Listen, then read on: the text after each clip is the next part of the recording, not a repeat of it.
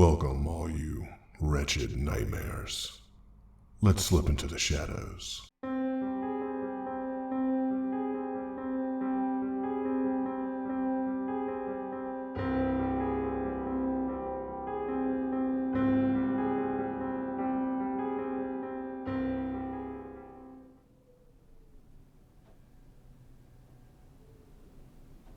(1905) Antarctica.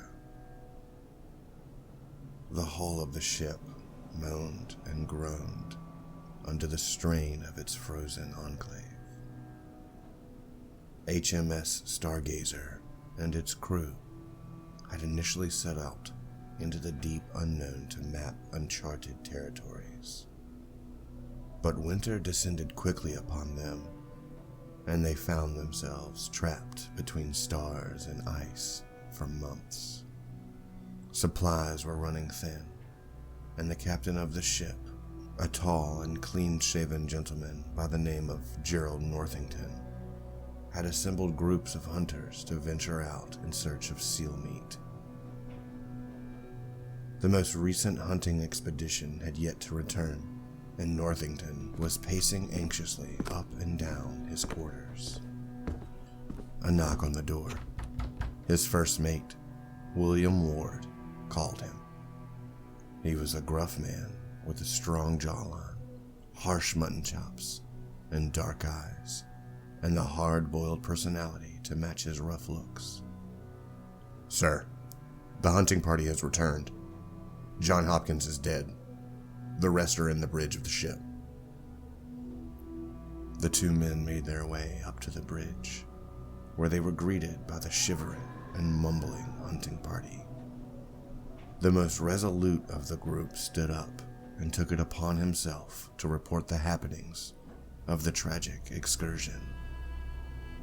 "We spotted a seal on the other side of the big frozen lake, the one near the ship.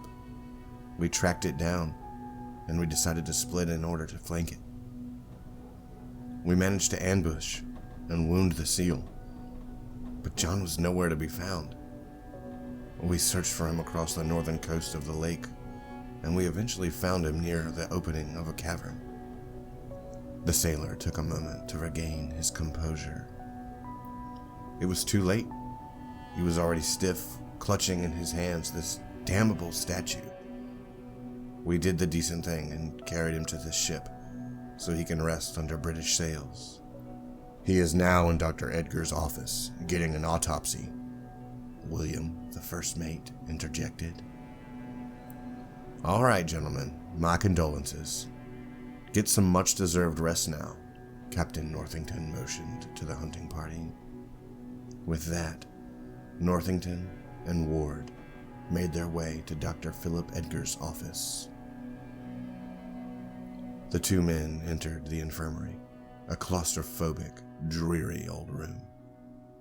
The dim light from a lone candle revealed neatly shelved flasks and vials, and a collection of leather-bound, worn books stacked upon a chairless desk in the corner of the small room. Hunched over a pull-down table was Dr. Philip Edgar, a tall and lean man with pale white skin and gray eyes. He had a solemn look on his face as he examined John Hopkins's corpse. The body of the deceased sailor had taken a hue of an otherworldly light blue, and his skin was frigid. The sailor bore the singular mark of an inexorable insanity, with wide open eyes and mouth agape, his face carved into a mask of abyssal dread. Most peculiarly, the man was clutching in his hands a crude statuette. The idol was jet black and depicted some anthropomorphic creature in the fetal position. The man's fingers were frozen in place, and removing the object risked breaking the fingers off. "So, what is the verdict?" the captain asked as calmly as he could muster. "He died from a heart attack. Extreme shock and exertion, I imagine," No signs of ill health or struggle. The captain nodded gravely. Put him in the storage bay, and we will bury him first thing in the morning. That night, a hazy mist of unrest fell upon the stranded ship.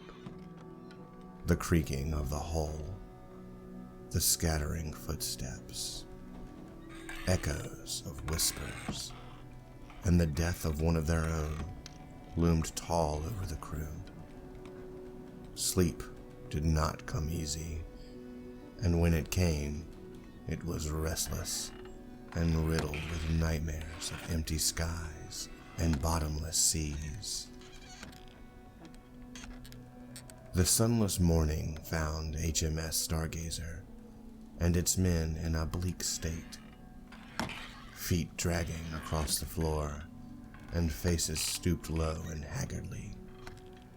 The crew gathered in their dining area for a miserable breakfast of dry bread and olive paste. Then they went on their usual business of general ship upkeep. Captain Northington watched over them as the crew pressed on, the plague of their situation weighing heavy on their slouched shoulders. They were all his responsibility, and he had vowed to return each and every one of them safe to their homes. Last night, he had come to grips with the crushing realization this was a failing endeavor. With a heavy heart, he ordered 2 crew members and Dr. Edgar to go and fetch the body of John Hopkins. He was to be buried with the honor and dignity this godforsaken land allowed, in a shallow grave of snow and ice. Northington and the remaining crew had gathered outside, waiting in a sepulchral silence to put one of their own under. The minutes passed excruciatingly slow. The crew were throwing sideways glances at each other, growing increasingly uneasy and agitated. Then Dr. Edgar appeared above deck and made his way to the gathering. With trembling feet, he moved up to his captain, leaned in, and whispered something in a frail tone. The rest of the crew watched as the captain's face morphed into a grimace of confusion. "Show me," he ordered the doctor. The 2 men left the group and made their way to the storage bay, where John's body rested. The door was open, and the 2 men sent alongside Dr. Edgar were stood at either side of the doorframe. "Sire, this is how we found it," one of them uttered, feeble and pale. The captain entered the storage bay and was greeted by the image that shook his men. The bay was in a state of disarray. Crates were broken, sacks were cut open, barrels were flung across the room, and the floor was ridden with stray apples, potatoes, and an assortment of vegetables, fruits, and meats. Most distressingly, John's body had vanished. After a fruitless search for the body, the crew retreated below deck as nighttime rolled in. Haunted by the mystery of the missing corpse, the sailors laid sleepless on their swaying hammocks, with eyes darting around and peering into the impenetrable darkness. Dr. Edgar, in his cabin, was sitting up on his bed. The squeaking of the ship was grinding his composure to a pulp, and every time the ship settled, his heart would jump to his throat. But worst of all was the scattering of footsteps, echoing unnaturally outside his room, as if crabs were skipping their way across the wooden floor. The doctor had his eyes fixed intently on his door, almost expecting it to fly open at any moment and ghouls of the deep to storm his room. Then, the footsteps abruptly stopped, and the night went silent. Even the moaning of the ship had ceased. The stillness of the night was broken only by hushed voices. The doctor, bewildered by the strange whispers, slowly got up and approached the door. He placed his ear upon the wood and listened carefully. Harsh voices, speaking in alien and arcane tongues, filled his ears. He stood there for what felt like hours, eavesdropping on the maddening serpentine chants, until the whispering stopped and their footsteps trailed off into the distance. Edgar, either by devilish curiosity or divine vigor, grabbed a lantern and opened the door. The fierce darkness outside greeted him. The doctor steeled himself and lit his lantern, the light sending flickering shadows dancing up the walls, and walked down the way he thought the figures outside his door had gone. The narrow corridor seemed to be getting narrower and narrower, and from the cabins on his left and right, Edgar heard no sound. He felt perfectly alone in his bubble of light until the clacking of footsteps echoed on his left. Edgar went completely still, covering his lantern as best he could with his robe. From a corner further down the main corridor, a faint light broke the darkness. At its center, Edgar spotted the cook, who looked at him and sighed in relief. "You heard them too?" the cook whispered. Edgar nodded. "They went this way. Come." The cook urged him on. The two men made their way down the bowels of the ship, which creaked hoarsely under their trembling footsteps. The light of their lanterns illuminated the dark corridors, which seemed to close in on them the further down the abyss they delved.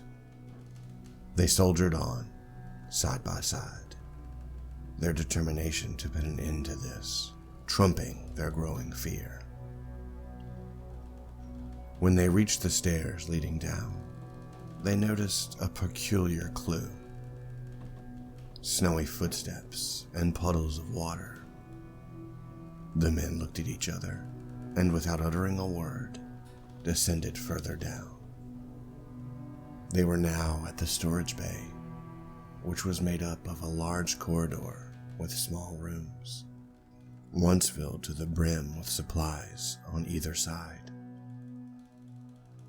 A low rumbling sound reverberated from the end of the corridor, and almost imperceptible mumbling.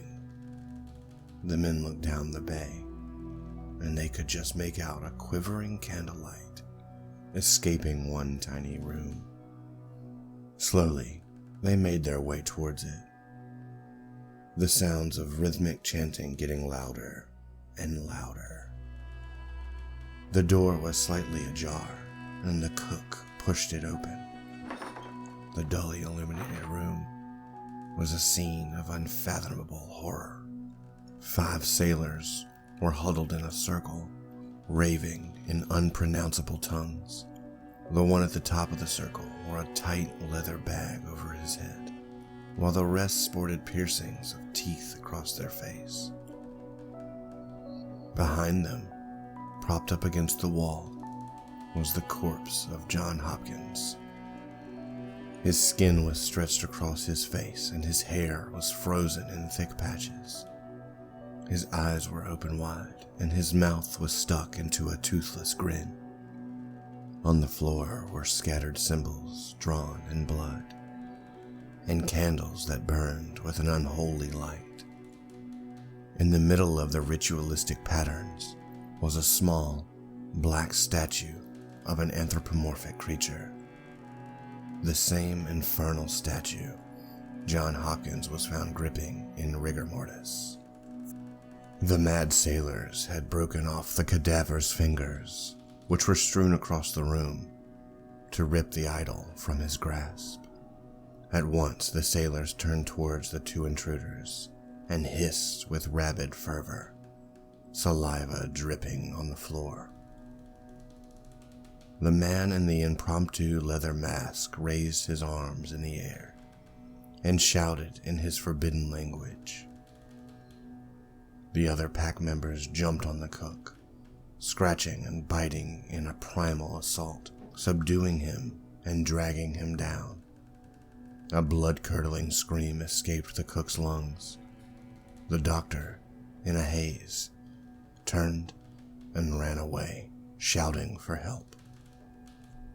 The captain was sitting at his desk, downing a glass of brandy when the shrieks broke the silence of the night. He immediately grabbed the gun sitting at his side and strode out. There, he was met with William Ward, his first mate. "It's coming from below deck, sir," Ward spoke, and the two men ran after the sound. "Stay put, all of you," Ward shouted at the sailors, who were peeking out of the corners trying to discern what was going on. As they were reaching the stairs to the storage bay, the doctor fell on them, his eyes wide with horror. "Compose yourself, lad. What is going on?" Captain Northington grabbed Edgar's shoulders, trying to shake him out of his daze. The doctor tried to speak, but no words came out. He could only point faintly towards the source of his terror, before collapsing on the floor.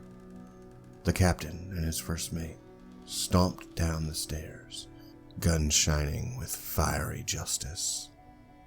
Munching and crunching sounds abruptly stopped when the two men approached the candlelit room. A sailor, his clothes rugged and torn, walked out on all fours and stared at them, his eyes bright with madness, before galloping towards them with a wild screech. The captain could only stare with mouth agape at this monstrosity, but Ward found the courage to take the shot, which hit the sailor straight between the eyes. Then the first mate moved forward, followed by the still shell-shocked captain. As they got closer, 3 other men walked out, licking their lips hungrily, blood and gore spilling from their mouths. Ward shot one of them in the torso and aimed for the next one. At the same time, the bulkiest of the sailors made a run for the captain and tackled him to the ground. Northington struggled with this beastly man, who bit and clawed at him, the stench of fresh meat emanating from his mouth. Finally, Northington broke free and hit the sailor with the butt of his pistol again and again until he was hardly recognizable. At the same time, another shot echoed into the storage bay, and with a flash, the last sailor fell. The two men composed themselves and stared at each other with disbelief, before moving to the entrance of the room from where these demons had come. There they found the half-eaten and disemboweled corpse of John Hopkins, and behind it, the leather masked man on his knees, clutching the black statuette, reciting unearthly psalms. The man didn't react to the intrusion, and when a bullet was shot through his skull, he fell backwards in silence, his diabolical monologue reaching an abrupt ending. The statuette fell down hard, making a dent on the wooden floor. The two men stood on top of it in silence. The small item seemed to have a strange pull on their psyche. Their minds were filled with blurry visions of cyclopean cities and fallen stars, of shadowy figures and unearthed tombs. Then, an image rose above the others, with crystal clarity, that of a frozen cave throbbing with antediluvian malice. No word was exchanged, for the men knew what they had to do. They had to return the wretched statue to that abhorrent cave. When they reached the upper deck, an eerie stillness enveloped them. They took tentative steps forward when they felt movement on their side. Ward grabbed a lantern and shone it down the corridor. A group of sailors scattered away at the shining of the light. The captain and his first mate slowly made their way across the deck, Northington holding the statue in a white-knuckled grip. All around them they could feel eyes staring at them from the darkness. In the middle of the deck, the doctor, lantern at hand, was waiting on them, frigid, fidgeting, and jumping at each and every movement and sound. "Sir, the men, they have gone mad?" The doctor whimpered. "Come with us, lad. We're going to put an end to this foulness," the captain said sternly. The three men walked down the main corridor, the possessed sailors surrounding them from the oppressive darkness. Some were moving alongside them, bodies twitching and twisting. Others were speaking in raspy voices, whispering unnatural incantations, while others were simply leering behind a fish-eyed mask. When the group got closer to the stairs, the whole crew had gathered around them, eyes frenzied with hunger and drool dripping from their mouths. The light seemed to keep them at bay, but they were getting more and more confident with each step. Every time a sudden movement was made, the crowd would jolt and get closer. With the captain in the lead, the three men pressed on. Edgar, despite the chattering of his teeth, had managed to stay composed up until one sailor called out his mother's name with a grave growl.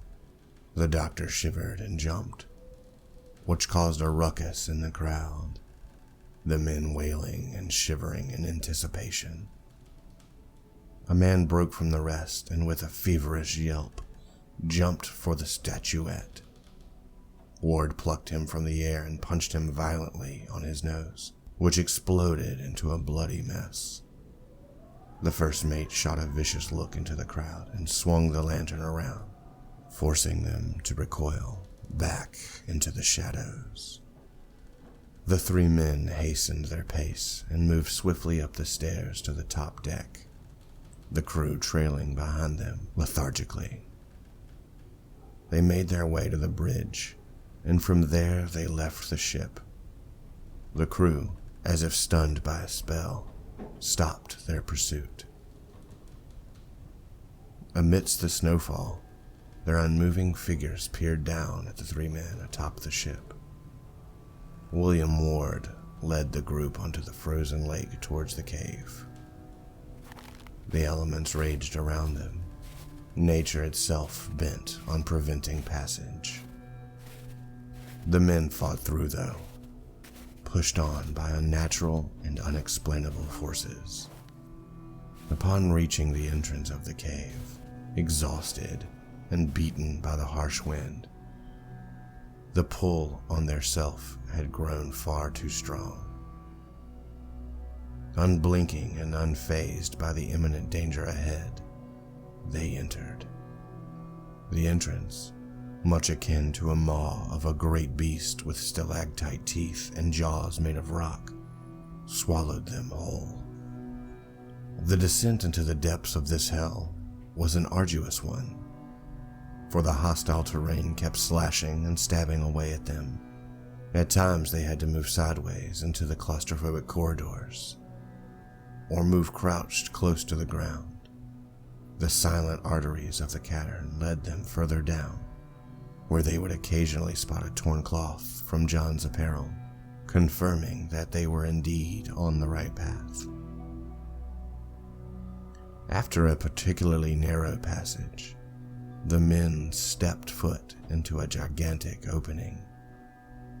The ceiling of the cavern was shrouded in darkness, and the light of their lanterns didn't even reach the walls of this opening. Led by their captain, the men moved towards the center of the abyss. There, an altar was revealed.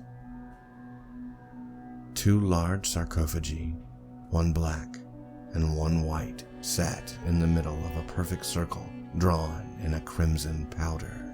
An array of books and small statues, much like the one John Hopkins carried, were neatly placed at the feet of the sarcophagi. This was a tomb from out of time, which pulsated with malignant energy. The captain stepped forth and into the circle, letting the statuette drop on the floor. He moved up to the black coffin and observed it closely. The resting place of whatever was within was adorned with elaborate carvings of stars, cities, and runes. What caught the captain's attention, though, were depictions of bipedal creatures.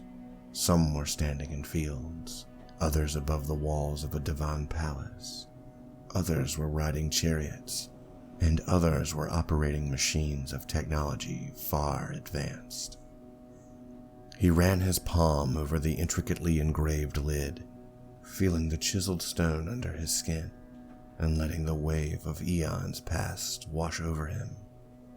His trance was broken by a loud thud, which echoed like thunder around the cavern. Northington looked over and saw Ward, eyes wide and unblinking, looking into the opened white sarcophagus, its lid resting on the side. In a fit of madness, the first mate had pushed it off. Cracking was heard from within the sarcophagus, and a white talon shot up and stabbed Ward into the chest, retreating back inside and letting the poor man fall to the ground. The 2 remaining men could only stare, drenched in dread, as a white, slim figure rose up from its resting place. The anthropomorphic, bipedal creature was standing tall above the men, its head elongated and its eyes whiter than snow. It moved clankily towards the black sarcophagus, and with a swift motion, it threw the lid away, and then it waited. A black hand with sharp claws grabbed the edge of the sarcophagus. A beast similar to the first one, but black and bulkier, stood up. It towered over the captain, who could only stare in disbelief as a long claws striked his neck, cleanly cutting flesh and skin. Blood spurted out of the wound as the beast grabbed the captain from the shoulder and lifted him up to meet its gaze. Then it brought his face closer, its maw opening wide. A flesh tube emerged from the creature's mouth, approaching the newly opened incision. Then it spilled a myriad of black insectoids down the wound, which crawled under Northington's skin and disappeared in his body. The captain's lifeless corpse was dropped to the ground. At that, the doctor started running, his heart pounding heavily against his chest. He ran through jagged grounds and narrow passages, the hard edges tearing at his clothes and skin. Pushed on by a fear most primal, he flew up the rough terrain and reached the opening of the cave, his mind in shambles. He stumbled out, his knees buckling under the weight of the horror in the cave, and his eyes burning with the travesty that had unfolded. Outside, no snow was falling and no wind was blowing, as if nature herself cowered away from this damned corner of the earth. The sky above lay bare and starless, a heavy veil of blackness over the pale ice. In his derelict state, Edgar stepped on the ice and started walking aimlessly further down the maw of nothingness. He must have been walking for ages towards the monochromatic horizon, when a crack echoed across the air and sent shockwaves down the ice. Then another cracking sound, and another, and another. When the sound merged into one crescendo of cacophony, the surface in front of Edgar exploded. When the storm of ice shards settled, a gargantuan head was revealed. A perfectly symmetrical, hairless head, much to the image of a man, but distorted and corrupted. Its onyx-black skin seemed to eat away at the surrounding light, while its lidless eyes gleamed a malevolent white. With a creaking sound, its mouth opened. A murky ooze dribbled out, and from the pits of this monstrous creation, a tendril-like appendage appeared.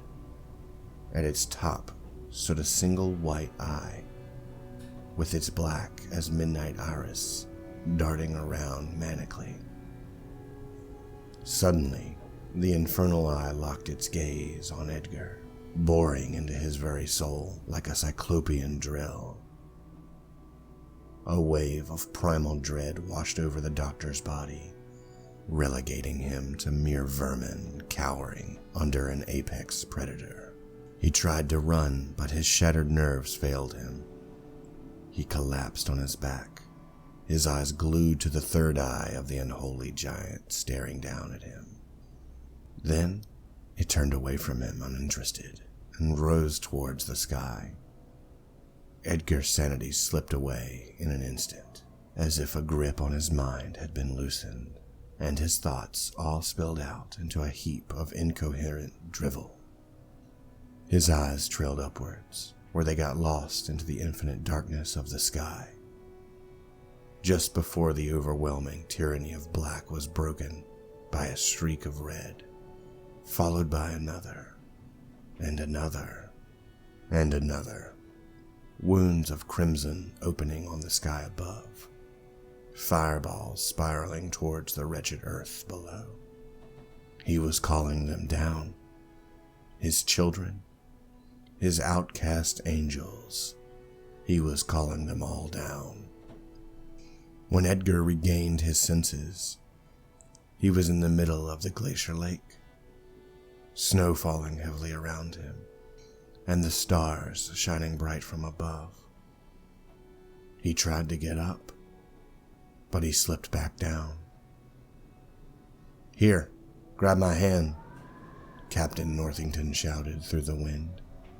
"No," Edgar shouted as he stumbled to his feet. "It cannot be," he whispered, strands of insanity beginning to slither into his mind. He stood bewildered in front of the once dead captain, and that's when he saw them. The captain's eyes. They were black and gray, all the color drenched from his irises. Then, with a blink, they went back to normal. Teetering on the brink of madness, Dr. Philip Edgar ran into the snowstorm, his screams echoing in this frozen antechamber of hell until the eternal night claimed him.